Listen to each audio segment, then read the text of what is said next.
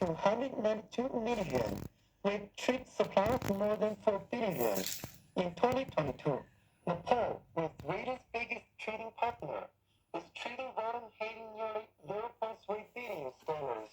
In addition, credit and prices played significant role in Swedish foreign trade last year, with the total import and export value reaching nearly 5 billion, more than 97% of Swedish total foreign trade.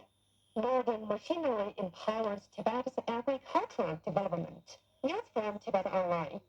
Dressed up in traditional Tibetan costume, Nandigi and her fellow villagers from Chang'an village in southwest China's Tibet Autonomous Region took part in a grand spring plowing ceremony on March 16th. The ceremony holds great significance as it marks the beginning of New Year's farming season and serves as prayer for favorable weather and bountiful harvest. It is considered the most important ritual in the farming regions of Tibet.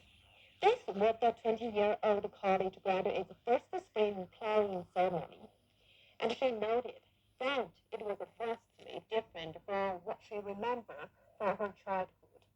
Nordic said that when she was a child, she witnessed